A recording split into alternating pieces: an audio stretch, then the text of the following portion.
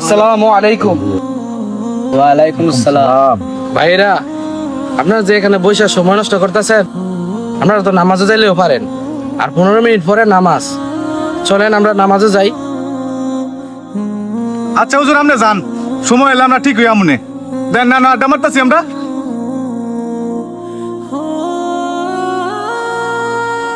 ভাইরা, আপনাকে সময় কোন সময় হইব? হুজুর এখন আমাকে বহুত সময় ভরে রয়েছে, চুল পাকছে না, দাড়ি পাকছে না। এখন আমরা ইয়াং তরুণ, আমরা এখন খেলাধুলা করবো, ছিল টিল করবো, মন যেটা সাইডেই করবো। আমরা ওই সময় হুজুর বৃদ্ধ হমু, এর সঙ্গে এবারতে মগ্ন থাকবো, এর সময় তসবি চড়া ধরবো, মসজিদে ভরে থাকবো। এখন আমরা মন যেটা সাইডেই করবো হুজুর। আমরা সব কথাই বুঝছি ভাই। আল্লাহ তাআলা আমাকে দুনিয়াতে পাঠাইছে একটা পরীক্ষার মাধ্যমে। যুবক বয়সের ইবাদত আল্লাহর কাছে সবচেয়ে পছন্দনীয়।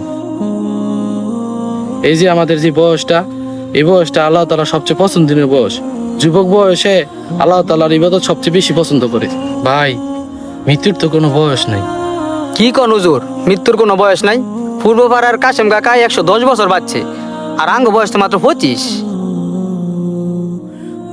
ভাই, আপনিও কি মনে করছেন কাশেম চাচার মতো 110 বছর বাঁচবেন? ভাই, আসার সিরিয়াল আছে, যাওয়ার কিন্তু কোনো সিরিয়াল নাই।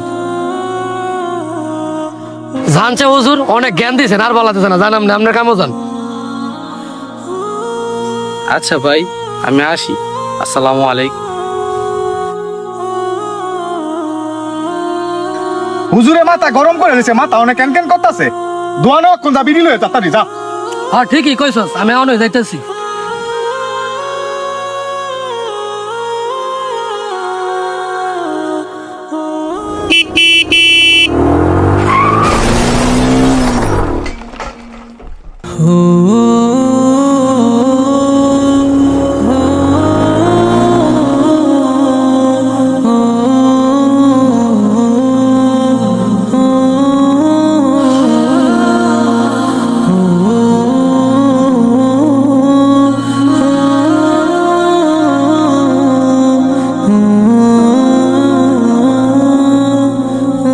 বন্ধু কি হয়েছে তোর?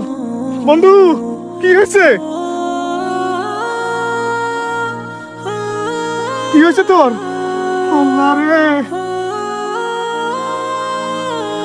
বন্ধু, তোর কি হয়ে গেল? তুই না কত নাকি দোয়ানো গেছিলি রে বন্ধু।